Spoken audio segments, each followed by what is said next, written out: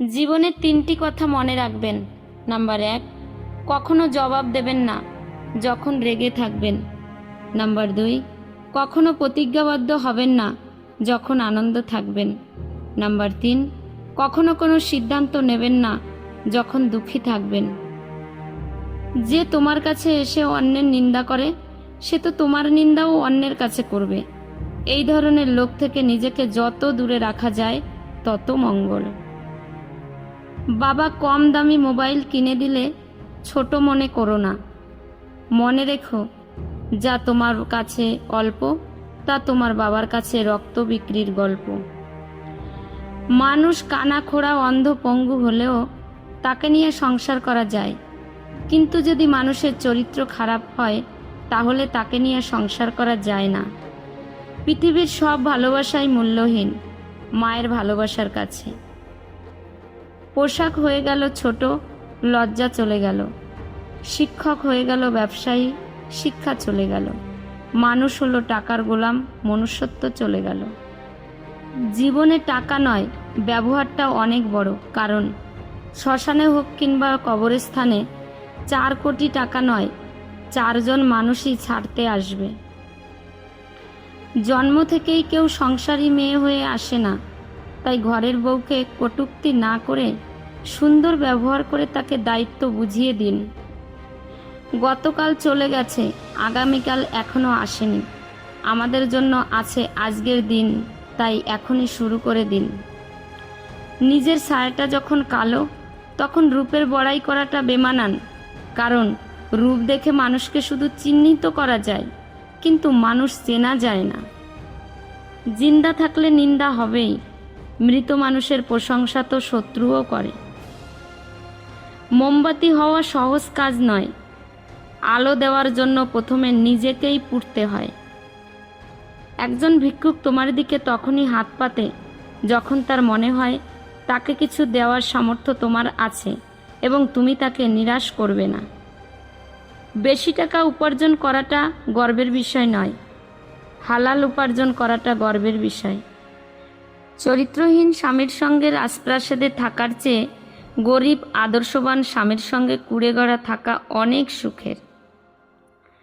বিয়ে করলে গরিব ঘরের মেয়েকে বিয়ে করুন। অর্থ কিংবা যৌতুক হয়তো পাবেন না, কিন্তু সত্যিকারের একটা জীবন সঙ্গিনী পাবেন। শক্তি নিজের কথায় নয়, বিচারে রাখো। কারণ ফসল বৃষ্টিতেই হয়, বন্যাতে নয়। কিছু মানুষ আপনাকে ঠিক ততটুকুই ভালোবাসবে যতটুক আপনাকে সে ব্যবহার করতে পারবে। তাদের অসাধারণ ভালোবাসা তখনই থেমে যাবে যখন আপনার কাছ থেকে তারা আর কোনো লাভ পাবে না।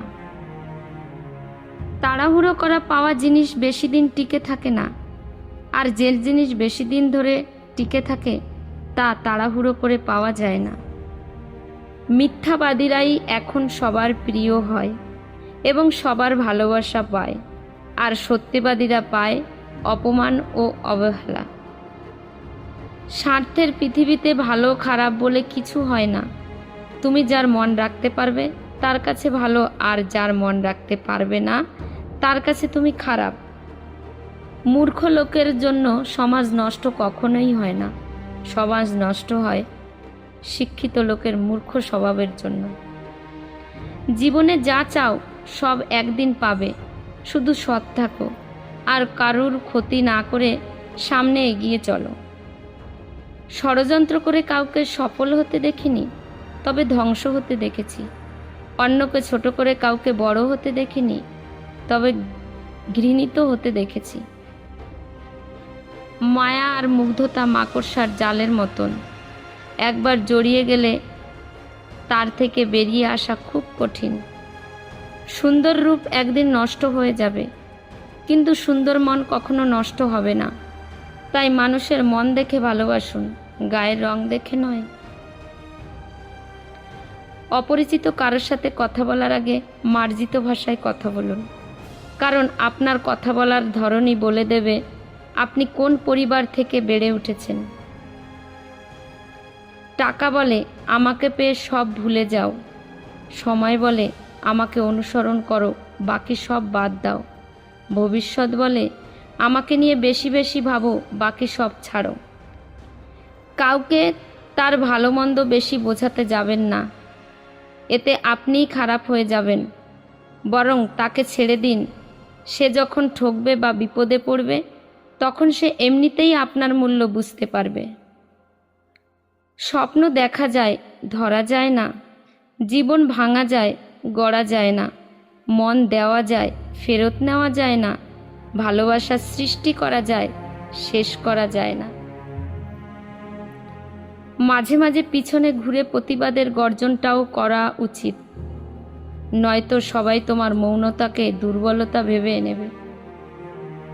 হারিয়ে যাওয়া সূর্যকে ফিরে পেতে 12 ঘন্টা সময় লাগে, কিন্তু হারিয়ে যাওয়া বিশ্বাস সারা জীবন অপেক্ষা করলেও আর ফিরে পাওয়া যায় না। কন্যা শিশু হলো প্রদীপের মতো, যে ঘরে আসে সেই ঘরই আলোকিত হয়ে যায়। জীবনে কাউকে পাওয়ার পরেও যদি আরও ভালো কাউকে পাওয়া আশা করো, তাহলে একদিন দেখবে জীবনের সবচেয়ে মূল্যবান কাউকে তুমি হারিয়ে ফেলেছ। যদি জীবনে শান্তি চাও, তাহলে লোকের কথা গায়ে মাখা ছেড়ে দাও। যারা আঘাত পেয়ে উঠে দাঁড়ায়, তারাই একদিন জীবনে অনেক কিছু করে দেখায়। নিয়তি কখনোই কাউকে ছাড় দেয় না।